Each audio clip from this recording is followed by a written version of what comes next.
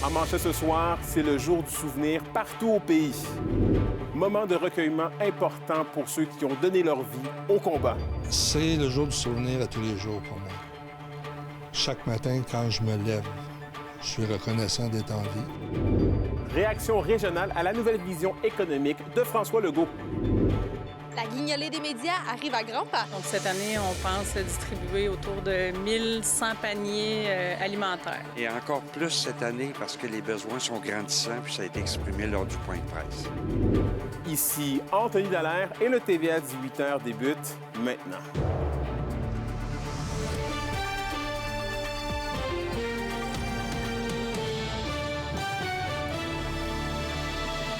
Bon début de soirée et merci d'être parmi nous. Le 11 novembre marque le jour du souvenir. Des cérémonies et dépôts de gerbes ont lieu dans la région pour rendre hommage aux combattants décédés. Daniel Michaud, vétéran depuis 2013 après plus de 30 ans dans les Forces armées canadiennes, s'est confié avec beaucoup d'émotion. Un reportage de Charline Bakaski. C'est le jour du souvenir à tous les jours pour moi. Chaque matin, quand je me lève, je suis reconnaissant d'être en vie. Le jour du souvenir est l'occasion de rendre hommage à toutes les personnes engagées dans l'armée, décédées pour leur pays. Même si pour Daniel Michaud, il n'y a pas de jour spécial pour se remémorer. Vétéran depuis 2013, après plus de 30 ans dans les Forces armées canadiennes, c'est l'opportunité de rappeler à la population que la guerre a un prix. Il y a des vies qui sont sacrifiées, il y a des santé mentales qui sont affectées. Ça affecte les familles. Et ça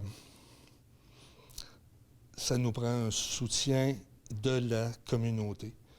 Lui-même envoyé en Bosnie comme casque bleu ou encore à Sarajevo avec l'OTAN, Daniel est conscient de ce que signifie aller au front. Et il nous confie avec émotion sa dernière mission en Afghanistan en 2009. Lors de ma mission en Afghanistan, j'ai perdu plusieurs amis. Mais j'ai perdu des amis dans d'autres missions, mais on a eu une mission particulièrement difficile car c'était les élections, les premières élections libres en Afghanistan depuis la chute des talibans. Et ça n'a pas été de tout repos. On a eu beaucoup de pertes, surtout du côté du génie militaire. J'ai même un ami proche de la famille qui est décédé quelques semaines avant leur retour. Ça, je crois que c'était le coup le plus dur. Même quand tu penses que c'est terminé, c'est pas encore fini. Et même quand tu es revenu à la maison, j'ai déjà perdu des amis après qui sont décédés des conséquences de leur stress post-traumatique. Daniel, comme d'autres vétérans, reste investi et aide les personnes victimes de stress post-traumatique. Charline Bakaski, RNC Nouvelles, Rouyn-Noranda. Vos réponses à la question du jour TVA. Une présentation de la Clinique infirmière Nord-Ouest présente partout dans la région. Notre équipe peut vous recevoir pour un bilan de santé, une infection, le suivi de maladies chroniques et plus. Contactez-nous pour plus d'informations ou visitez notre site Web. Et à la question du jour, on vous demandait justement, avez-vous souligné d'une quelconque façon les sacrifices des anciens combattants au courant de la présente année? Et vous avez répondu non à 66 %. Et on poursuit en économie. Le gouvernement du Québec a annoncé sa vision économique pour la province et il priorisera 2 secteurs qui touchent directement la région. Un reportage d'Olivier Morin. Face à un contexte économique incertain, Québec décide de mettre l'emphase sur les minéraux critiques ainsi que les énergies renouvelables. Une situation qui pourrait permettre à la région de devenir un acteur important dans ces domaines, alors qu'elle produit du cuivre, du nickel et de l'uranium. Il faut toujours rappeler aux paliers de gouvernement qu'on existe. Il faut toujours cogner sur le clou pour dire hey, on est là, on pourrait vraiment être partie prenante de cette stratégie-là, de cette vision-là du gouvernement du Québec qui parle de matériaux stratégiques, par exemple. Pour le maire de Rouyn-Noranda, Gilles Chapado, il s'agit également d'une opportunité d'aller de l'avant avec certains projets. Nous, on a une zone d'innovation minière. On est en attente d'une désignation. Voilà un bon moment pour le faire pour François Legault. On parle d'énergie renouvelable. On est là, on est présent au rendez-vous. On a des besoins en énergie là, pour des projets à venir. Une nouvelle qui est aussi bien reçue du côté de la Chambre de commerce et d'industrie de Rouyn-Noranda. C'est certain que c'est toujours intéressant d'avoir des annonces et puis de bonnes intentions. Ça s'approche beaucoup aussi de la ligne là, de la ville de Rouyn-Noranda, les matériaux critiques et puis l'industrie minière, l'industrie de l'électricité aussi. Donc, les annonces sont bien accueillies. La population semble aussi être en accord avec cette nouvelle orientation, mais il y a quelques bémols. Très bon, c'est sûr. Moi, je travaille dans les mines, fait que moi, c'est pas ce côté sur ma job. Fait que ça devrait bien aller. Il faut juste qu'ils espèrent qu'il y ait Fonderie Horn. Ça peut être bon, puis ça peut être pas bon. C'est vrai que les mines, ça fait vivre un peu Rouen, les villes alentours, mais aussi c'est la pollution, là. C'est comme un morceau important de notre économie, puis dans ce cadre-là, je pense que c'est une bonne affaire. La seule bémol, c'est dans la façon que les choses se sont faites concernant le volet de la foresterie. Du côté du député d'Abitibi-Est, Pierre Dufour, il reproche au gouvernement de délaisser l'industrie forestière. On n'a pas entendu parler grand-chose de foresterie. Au contraire, ce qu'on a entendu, c'est presque une démission versus la foresterie, alors que 82 % des villes et villages du Québec ont une industrie forestière quelque part dans leur structure économique. Bien que le gouvernement ait annoncé sa vision économique, il est impossible de savoir pour l'instant si des projets dans ce sens seront annoncés au cours des prochaines semaines. Olivier Morin, RNC Nouvelles, Rouyn-Noranda. Par ailleurs, nous l'avons appris en exclusivité, mais le premier ministre du Québec et ministre responsable de la région, François Legault, sera de nouveau, de passage dans la région prochainement. C'est ce qu'une source nous a affirmé. Une information confirmée par la suite par le cabinet de François Legault. La date précise et les motifs de cette visite ne sont pas encore dévoilés. On rappelle que M. Legault s'était arrêté en Abitibi-Témiscamingue en septembre dernier. Et la guignolée des médias approche à grands pas. Le lancement officiel de la campagne régionale a d'ailleurs eu lieu aujourd'hui. À Rouyn-Noranda, un résumé avec Roxane Caillouette. Le coup d'envoi est donné pour la 25e édition de la guignolée des médias en Abitibi-Témiscamingue. L'objectif pour la ressourcerie Bernard Hamel de Rouyn-Noranda est d'amasser 250 000 $ de dons et confectionner plus de 1000 paniers pour aider les familles. On ne diminuera pas la quantité ni la valeur de nos paniers. On va offrir des très beaux paniers qui ont une valeur environ de 650 dans le temps des fêtes. Les fonds seront récoltés du 21 novembre au 31 décembre et la populaire collecte de rue se déroulera le jeudi 4 décembre prochain. Bien, je pense que les régions, ça a toujours été, c'est des gens de cœur, c'est des gens qui sont généreux, c'est des gens qui sont près des gens, près de la réalité, c'est différent des grandes villes, puis ça parle beaucoup lors de la journée de la guignolée. Fait qu'on est très, très heureux et chanceux d'avoir autant de générosité dans notre belle région. La campagne 2025 est chapeautée pour une deuxième année par le porte-parole Guillaume Laroche. Manger à sa faim, c'est pas un bonheur, c'est un besoin. Et ça tombe bien si vous pouvez, c'est le moment de contribuer. C'est la guignolée, allez-y, donnez. Plusieurs partenaires offrent un coup de main, dont le directeur du Maxi d'Amos, Danny Pinard, pour qui l'implication est essentielle. Je dirais pour nous impliquer à chaque année depuis 16 ans, c'est un plaisir. C'est nourrir les gens au quotidien qui fait qu'on peut s'impliquer comme à chaque année. Et chaque année, grâce à la guignolée des médias, c'est des centaines de familles qui auront à manger pour le temps des fêtes. Plus que jamais, la solidarité des gens de la région, des gens de notre ville. Moi, j'ai vraiment l'intention de m'impliquer cette année, ma première fois comme maire de Rouyn-Noranda, mais je voudrais être au rendez-vous. Et encore plus cette année parce que les besoins sont grandissants, puis ça a été exprimé lors du point de presse. Les dons alimentaires et d'hygiène personnelle sont également acceptés directement dans les banques alimentaires de la région. Roxane Caillouette, RNC Nouvelles, Rouyn-Noranda. Et à Val-d'Or, maintenant, un nouveau rapport de l'Institut national des mines propose de mettre à jour la formation des futurs travailleurs miniers. Et Zachary, pourquoi cette modernisation est-elle si importante pour l'industrie? Parce qu'Anthony, la formation, ça fait 21 ans que ça n'a pas changé depuis donc 2004. Et le rapport mentionne que la formation actuelle fonctionne déjà pour plusieurs besoins, mais avec les avancées technologiques et actuelles, on doit s'adapter en permanence aux nouvelles technologies. Les mines de lithium et de graphite au Québec utilisent maintenant des machines automatisées et numériques. Les futurs travailleurs doivent donc savoir comment les utiliser. Et la mise à jour aidera aussi à mieux comprendre le traitement de minerais ou plutôt et suivre les procédés modernes et à respecter également toutes les règles de sécurité. Voici donc les propos du conseiller recherche et projet pour l'Institut national des mines, Nicolas Théroux.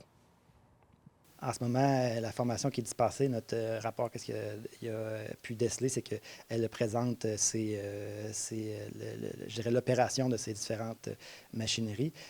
Toutefois, on pense que puisqu'il va y avoir un nombre croissant de mines qui traitent, qui exploitent et donc qui traitent des minéraux de lithium et de graphite, eh bien, il pourra avoir un renforcement encore plus fort là, de cet enseignement et de l'évaluation également de ses compétences dans le cadre de l'enseignement.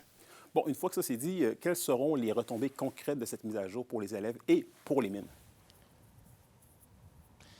Et donc, cette révision qui permettra aux élèves de travailler directement avec les équipements qu'ils utiliseront à leurs usines, plutôt, oui, au CFP, que j'ai visité également aujourd'hui. Il y aura également des rénovations qui seront faites au cours des prochains mois pour accompagner les nouvelles formations.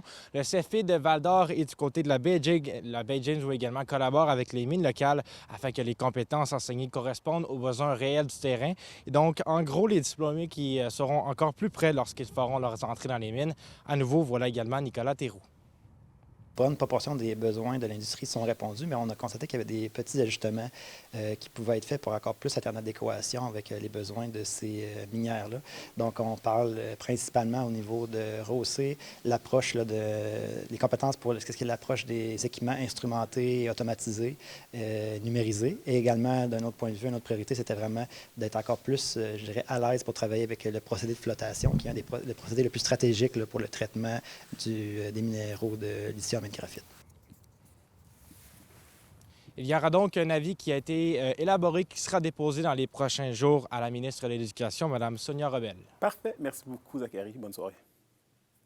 L'indice boursier minier au TVA Nouvelle 18h est une présentation de GFM Groupe Financier. Dirigeants d'entreprises et particuliers, fiez-vous aux experts de GFM pour vos placements, assurances de personnes et assurances collectives. Car pour vous, ils vont au-delà de la finance. Les Amossois auront de quoi rire ce soir. Soyez avec nous au retour pour tous les détails sur les soirées d'humour au courant alternatif.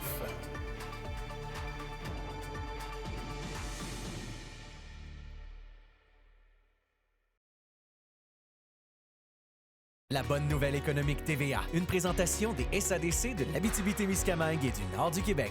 C'est le 23 octobre dernier qu'a eu lieu la 41e Assemblée générale de la SADC Barreau de Sainte-Terre-Quivillon. Plus de 130 personnes se sont rassemblées lors de l'événement. Monsieur François Morin, invité spécial, est venu présenter pour l'occasion le projet Pyrolyse qui pourrait voir le jour à Lebel-sur-Quivillon. La mise en place de ce projet nécessitera des investissements majeurs et permettra la création de plusieurs emplois. Les SADC, partenaires de l'économie de la région.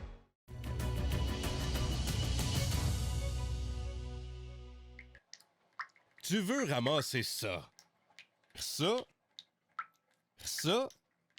on a ce qu'il faut. Location MSN de Val-d'Or, fier de célébrer avec vous notre 20e anniversaire et de présenter la chronique culturelle. Au Culturel Justine, une soirée de rire attend les fanatiques d'humour ce soir au courant alternatif d'Amos. Et oui, c'est l'humoriste Gabrielle Caron qui sera à la barre de cette soirée d'humour. L'animatrice sera accompagnée de deux humoristes de la relève. Alors ce soir, dès 19h30, Gabrielle Caron et ses deux invités, qui sont Christophe Dupéré et Daphné Les Tourneaux, vous feront passer une soirée pleine de rire et surtout pleine d'anecdotes. C'est certain que ça va ricaner ce soir au courant alternatif. Voici ce qui vous attend. Quand j'anime, en fait, moi, j'aime beaucoup parler avec le public. Fait que savoir un peu qui est dans la salle, quel genre, avec qui vous venez voir des spectacles d'humour. J'aime beaucoup échanger avec le public, là, ce qu'on appelle le bon vieux crowd work. C'est quelque chose que j'aime, mais j'aime aussi partager, évidemment, des tranches de vie. Moi, j'ai 2 enfants, j'en parle vraiment beaucoup sur les réseaux sociaux. Fait que, sans même que je me force, ils me donnent énormément de matériel. Fait que, évidemment, je parle de ma famille, mais j'aime aussi savoir qui assiste au spectacle. Christophe Dupéré et Daphné Les Tourneaux sont deux humoristes de la relève, alors ça va être une belle découverte à faire ce soir. Et Gabrielle est très contente de les avoir apportés avec elle en région. Et voici pourquoi cette soirée d'humour est très importante pour elle et pourquoi elle est contente de venir à chaque mois, à chaque 2 mois en fait, venir faire un petit spectacle d'humour en Abitibi-Témiscamingue. Bien, premièrement, moi, c'est deux humoristes qui me font vraiment rire, qui ont deux styles différents, mais qui se complètent super bien aussi. Fait que je trouvais que c'était un spectacle complet, tu sais, avec mon style à moi, le style de Christophe, le style de Daphné. Tout le monde va y trouver son compte. Puis je pense que c'est des humoristes que si vous les connaissez déjà, ben vous les aimez. Puis si vous les connaissez pas, ben ça fait une super belle découverte. Fait que je pense que tout le monde est gagnant dans ce spectacle-là. Hey, non, mais moi, je suis en amour avec l'Abitibi. Je l'ai toujours dit. J'adore venir ici parce que moi, j'ai de la famille qui est à Amos. Fait qu'à chaque fois, ça me donne la chance de venir les voir. Mais aussi, tu sais, c'est une région que j'adore, puis je pourrais jamais assez le dire, à quel point l'Abitibi a vraiment une place spéciale dans mon cœur. Fait que ça me fait plaisir. L'hiver prend de plus en plus ses droits dans la région entre neige et bruine verglaçante que nous réserve la météo des prochaines heures et pour les prochains jours. Tous les détails et plus encore au retour.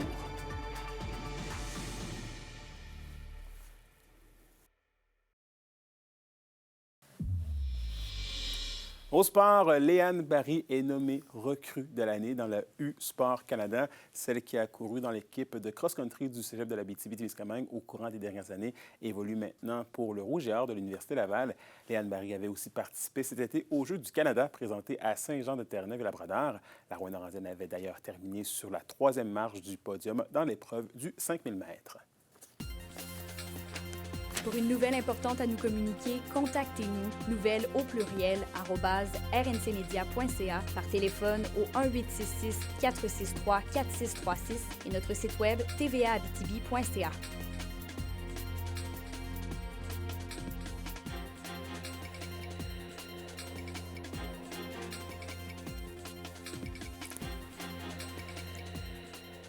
La météo, une présentation de Nicole Auto de la Sarre, la capitale du pick-up. Où vous y trouverez toujours le meilleur choix, toujours le meilleur prix. Et à la météo, Justine, on aura peut-être de la neige au courant de la nuit. Eh oui, Anthony, un petit 40 de probabilité d'averse attend la région avec un minimum de -6 au nord et de -4 au sud de la région. Pour demain, eh bien, du côté de l'Abitibi, on va sûrement avoir de la neige avec 60 de probabilité d'averse. Alors, on peut se dire que pendant presque toute la journée, il va y avoir une petite neige qui va tomber. Du côté de la température, c'est un minimum de 0 qui nous attend. Et du côté du Témiscamingue, une faible neige qui va se changer en pluie tard le matin et un maximum de 2. Et en aperçu pour jeudi, eh bien, de la neige intermittente encore avec un maximum de 1 degré. Parfait. Merci beaucoup, Justine. Bonne soirée à vous. Et merci à vous d'avoir été des nôtres ce soir. N'oubliez pas qu'on est sur YouTube et X, TVA, Abitibi-Témiscamingue. Si vous voulez voir ou même revoir les reportages de nos collègues. Sur ce, je vous souhaite de passer une belle soirée. On se retrouve demain pour la suite des choses. D'ici là, prenez soin de vous.